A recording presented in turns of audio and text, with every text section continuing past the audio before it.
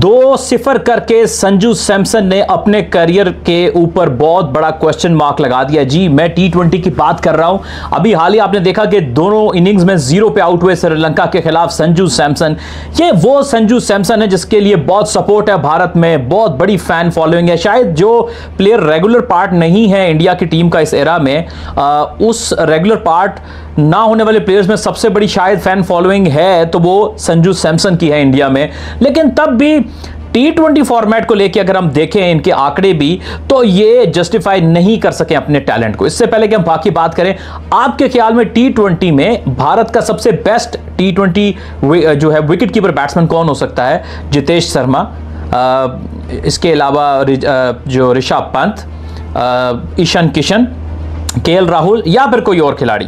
जरूर comment section में बताइए। अब आगे चलते हैं। संजू सैमसन टैलेंटेड प्लेयर था, इंडिया अंडर 19 से खेला, फिर आगे आया, डोमेस्टिक में अच्छा किया, आईपीएल में अच्छा किया और बार बार संजू सैमसन को मौके दिए जाते रहे। पहले लोग कहते थे कि यार साथ साथ सही से चांस नहीं देते, लेकिन वो जब भी चांस मिला वो कंसिस्टेंसी के साथ कैपिटलाइज नहीं कर सके, मेजर फेलियर रहे, कभी कभी बीच में थोड़ा सा क्लिक किया। तो काफी चांसेस मिल गए हैं संजू सैमसन को। स्टैट्स देखें तो 30 T20 खेलनी है भैया, 30 T20 कम नहीं होते। काफी साल हो गए अब आपको, आप इंडियन टीम के सेटअप कैसा, कहीं ना कहीं चांस आपको मिलता है। अब 30 T20 के बाद आपका 19.3 का एवरेज है और 131 का स्ट्राइक रेट है। तो ये स्ट्राइक रेट तो आपके टैलेंट को मैच नहीं करता।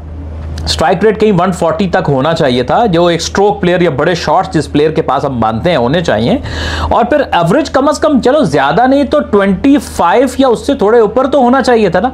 19 वाला तो एक्सेप्टेबल नहीं है। यानी कटेड शॉट के अब तक अपने टैलेंट को इंटरनेशनल लेवल पे, खासतौर पे T20I फॉर्मेट में संजू सैमसन नहीं बना सके। मैं आपकी भी राय जानना चाहूंगा कि क्या वजह लगती है आपको कि क्यों भैया संजू सैमसन नहीं कर पा रहे हैं? क्या वजह है कि वो उस तरह से डिलीवर नहीं कर पा रहे? क्या उनको, आपका क्या मानना है कि पूरे चांसेस ठीक तरीके से नहीं मिल रहे या वो क्लिक नहीं कर पा रहे हैं?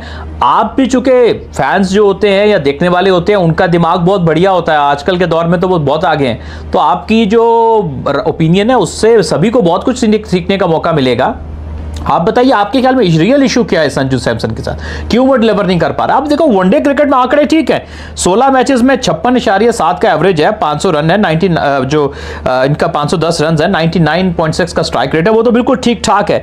लेकिन वो अपने आईपीएल वाला परफॉर्मेंस यहां नहीं दे पा रहे। आईपीएल में 30.7 का एवरेज है, 139 का इनका स्ट्राइक रेट है। तो somehow there is a missing link कि वो उसको कन्वर्ट नहीं कर पा रहे, क्योंकि देखिए भारत में टैलेंट बहुत है और विकेट कीपर्स की रेस लगी। मैंने बताया जितेश शर्मा हैं, ऋषभ पंत हैं, केएल राहुल हैं, ईशान किशन हैं।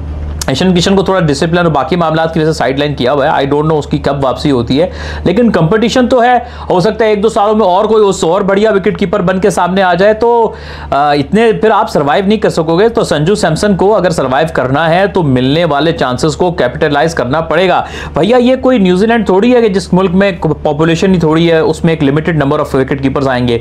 ये तो भारत है, सबसे ज्यादा क्रिकेट भारत में खेली जाती है, सब 1.5 करोड़ आबादी का मुल्क है, 1.5 अरब माफ कीजिएगा आबादी का मुल्क है।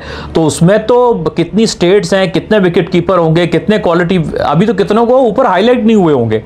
अगर आपके स्टेट का भी कोई अच्छा विकेट कीपर है तो जरूर कमेंट सेक्शन में बताइएगा आपके स्टेट का कि कौन सा ऐसा विकेट कीपर है जो फ्यूचर में सरप्राइज कर सकता है भारत की टीम में आके, या कोई अपना फेवरेट है तो जरूर बताइएगा। 2022 में एक वो लड़का आया था, शायद विकेट कीपर ही था, बदोनी, वो लखनऊ सुपर जायंट में था आई थिंक।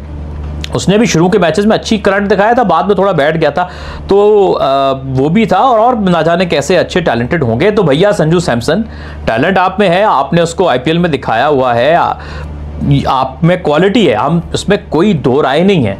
लेकिन भैया आप कहीं डर है कि वो वाले खिलाड़ी ना बन जाएं जो कि कई कंट्रीज के डोमेस्टिक में बहुत अच्छा करते हैं या चलो लीग में अच्छा करते हैं, लेकिन इंटरनेशनल में आके शायद वो नहीं कर पाते, मान लो कि प्रेशर नहीं झेल पाते हैं, क्या नंबर आपको सही नहीं मिल पा रहा है? हालांकि क्वालिटी तो है, हमने आपकी क्रिकेट देखी, आपके शॉट्स भी देखे हैं, बड़े छक्के भी आप बड़े आराम से मारते हैं, बाउंड्री हिटिंग भी करते हैं। यानी संजू सैमसन उन खिलाड़ियों में से एक है जिसके पास नेचुरली बड़े स्ट्रोक्स है, यानी उसको बहुत आड़ा टेढ़ा नहीं होना पड़ता, वो सीधे सीधे खड़े खड़े मार देता है बड़ा छक्का।